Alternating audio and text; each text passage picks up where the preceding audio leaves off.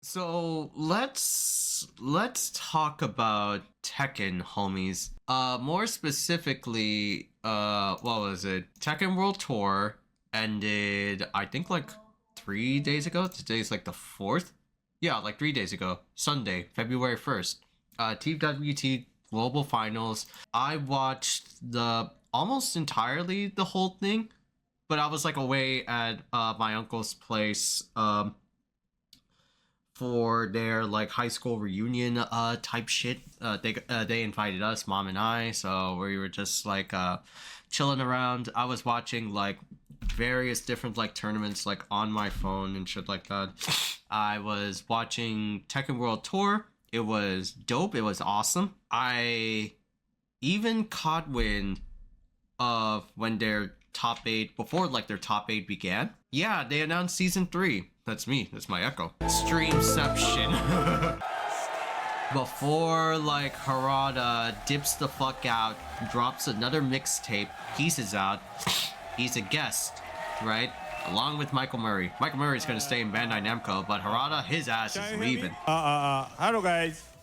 Yeah, this is like Harada being up at Tekken World Tour is a guest appearance, right? Not like he's no longer working at Bandai Namco. He's no longer working in the Tekken Team project. His ass is gone, right? He left after, you know, shocking events like what was it, Itagaki passing away, the guy who makes like Ninja Gaiden. So it's unfortunate to see like the fall, not the fall, but like the retirement of an OG who like literally kept this community afloat, right? He's a real fun-loving guy. Oh, okay. Even though a lot of people give him shit. One last thing. Speaking of, don't ask me for shit. Don't ask me for shit. That's that guy, right? That's the G right there. Thank you, everyone. And so that's it. Let's roll the trailer. Let's roll the trailer, right? So we finally got the season 3 trailer. Let's watch it together, homies. This will be kind of like a makeup like reaction, right? Considering that we missed out on Sunday. I posted about it on like Twitter about like the characters, but not like the whole thing. Right, so what do we got like in store for Tekken, right? This is the 2nd anniversary. Season 3 begins. March 2026, a refined balance, more conventional, more focused, more deliberate. A fresh start, ranked match reset, all happening in March. Goes back to basics. And then in May, we got the announcement of Tekken World Tour 2026.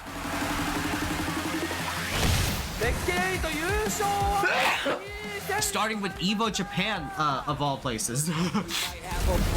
Players will have like 2 months of figuring out how the game feels and performs, right? March, April, May. Yeah, 2 months. 2 months to understand the game's meta at that point in time. Season 3, Character 1. Late spring 2026. In Japan. In Japan. In Japan.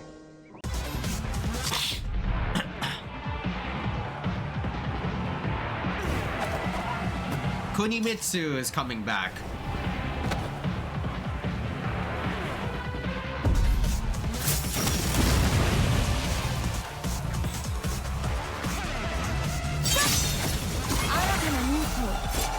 Yep. Kunimitsu is coming back. As soon as I saw Kunimitsu coming back for like season 3, I immediately like messaged James, because he's a big like King, Paul, and Kunimitsu kind of guy, and also the Yoshimitsu. I saw this girl pop up like in my phone screen, and I'm like, yo, damn, James, your character came back. And also, this is Arslan Ash's character. This was his main before moving to Tekken 8 and playing consistently Nina. So I wonder how he'll feel about Nina coming back. Kunimitsu will be coming in late spring. Make some noise. We are about to get started. We're taking it. Yeah, so like they announced like season 3, Kunimitsu, the first character. And the whole crowd thought like we were done. Right, this was like the trailer. Kunimitsu being like the first character, and then the rest of the characters like, you know, unknown. But they dead as revealed the 2 other characters. Who's the second character for season 3?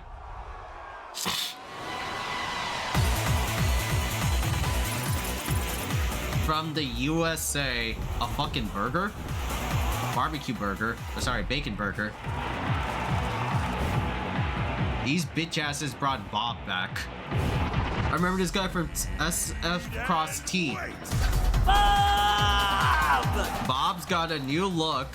He's now like a NASCAR fan. Oh wow, he's a restaurant manager. Holy shit. Yeah, so the second character, Bob, right? And who did they got for Autumn? Character 3.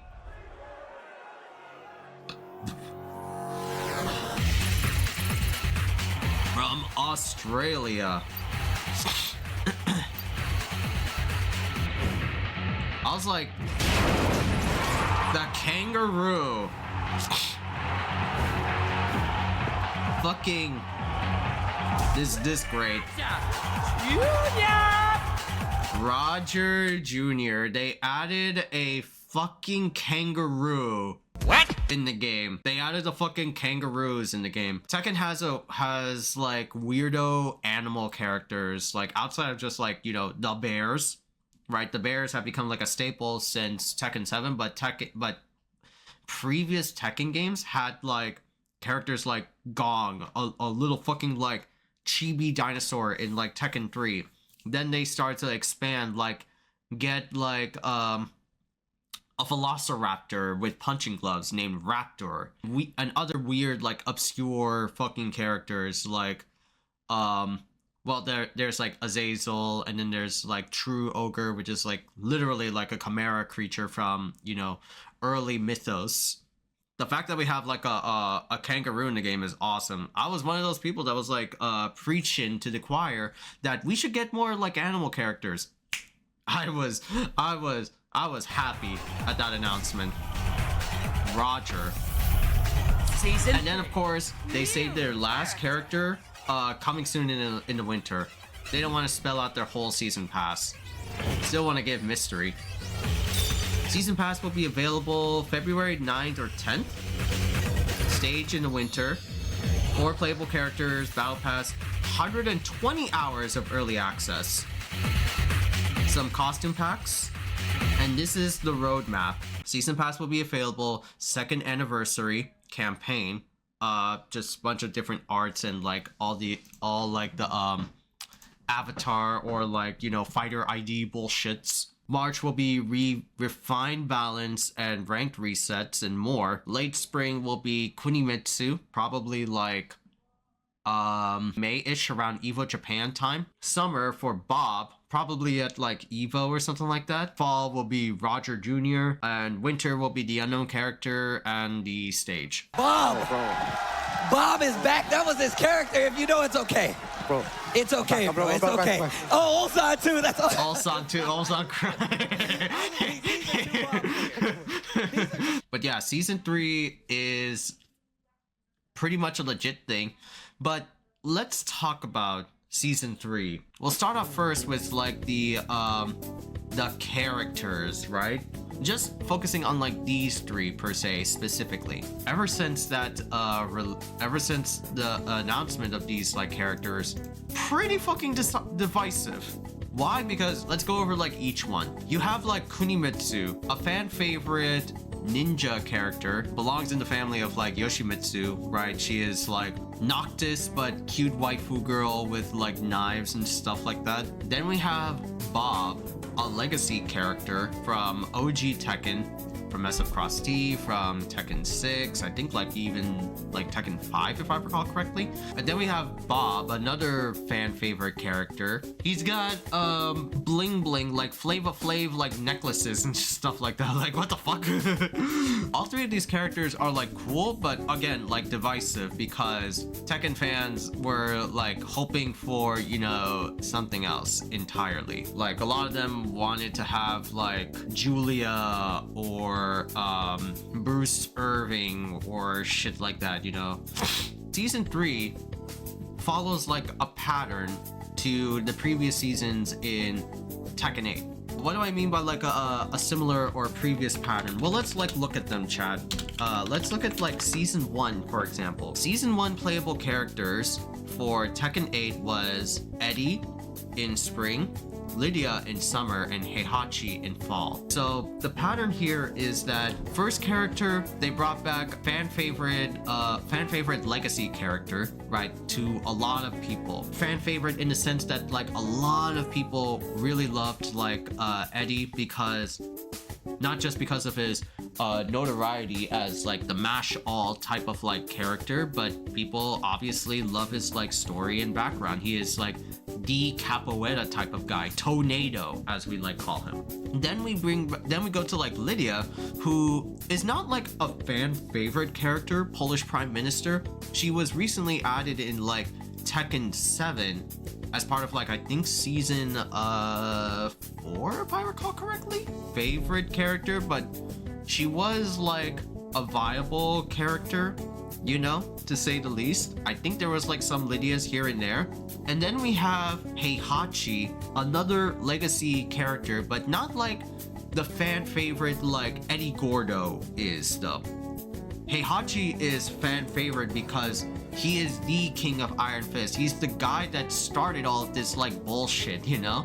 And his bitch ass comes back with his spiky hair and bald head. He is the guy that always comes back from the dead some way, somehow. And he is the face of Tekken. Before like Jin or before like Khazia, he was like the face of Tekken. He is the GOAT. Now let's look at like Tekken 8 Season 2. Tekken 8 Season 2 is pretty much like the same thing, a similar thing to like Tekken 8 Season 1. Brought back Anna, a fan favorite character for goonery reasons, and later turned out to be one of the best characters in Tekken 8 at the moment. Then you have Fakiram, not a favorite by everyone's personal biases and definitions. He was a godlike character. I remember a few people rocking Fakiram in like Tekken 7 tournaments. And then we have a GOAT character, which is Armor King, not like levels of fan favorite like goonery like Anna Williams is, but Armor King is like the motherfucker, right? People love Armor King for the fact that like, you know, he's the darker version of King. He is also another like wrestler. Everybody loves, you know, either you're with it or against it, chain grabs.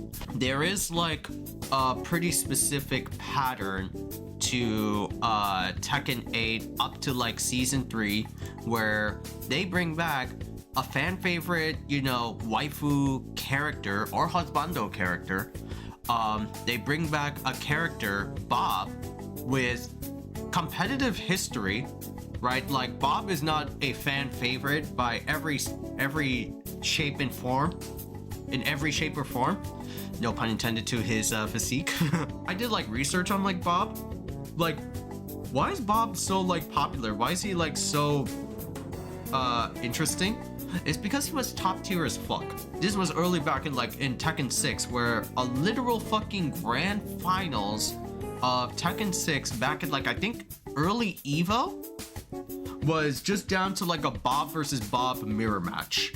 He is a character that is literally just like a Mishima. He has good it's just a solid character that's literally plus on block. I saw like one moment of like in Bob where he does just like low sweep into like double palm thrust over and over and over again. That's how these Bobs won. I'm like, okay, I understand now. And then we have Roger Jr., who is a legacy character, can be considered like a fan favorite, but it's a weird and wacky choice for Tekken to add like a animal into the mix. But it's still like a legacy character. Like Heihachi's a legacy character, Armor King is a legacy character, and any animal besides like the bears are legacy characters. They like defined Tekken because anyone can make it into the King of Iron Fist. Just put up your dukes. That's it. So what, a fucking kangaroo is in there? Yeah, go in there. Yeah, beat some ass. And the peculiar thing about Roger Jr., and this is gonna be like a subtopic. Let's take a look at like Roger's fit. You notice he has like purple boxing gloves. You notice there's like some green like color choices for being like, you know, an Australian character. You notice he's got like purple pants. This bitch is Marduk. What? After again doing like research, like Marduk in Tekken is also from Australia. So I'm like, wait, so Roger's got Marduk accoutrements with purples and greens, and he's got like boxer shorts, you know? So does that mean Roger was supposedly like gonna be Marduk, but then the team decided, no, let's bring in an animal? And I think that's what it was. Yeah, fucking Roger is the new like Marduk. Having Marduk not being in Tekken was like the right choice for a lot of reasons. Competitively anyway. He's got like a cool background. He is like, you know, a villain that the kings like fight, Armor King and regular King. But in competitive play, I did like research. He is a monster. He is an unnatural, like, this bitch replaces the Australian rep, the Australian demon that is Marduk, with a goofy fun character that is Roger and Roger Jr. It all makes perfect sense. And the fact that Roger stole Marduk's like colors and flavor, it makes so much sense. I am sorry, James, but I know you like Marduk and big beefy characters, but no, this shit is some fucking evil, brother. You have Kunimitsu, you're fine. The only like point of like argument that you can make against me is the fourth character, because it's like the first character season pass was a guest character from another game, Clive. Then you get to like season 2, which is like a new character. So like Tekken at that time, at that framework, is like, we can't drop in another guest character that will make like fans mad. They drop in like a cute waifu character from Madagascar and has the powers of an ogre. It's not like a guest character, so that like breaks that logic right out of the fucking window. There's no connection between Clive and Miyari Zo. Time will tell what the last character of Season Pass 3 will be.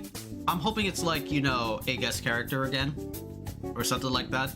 This is like kind of like safe, but also at the same time kind of like lackluster, because it's Tekken reps and it's also like from Tekken 7, outside of like Roger, who is completely like new with a new model.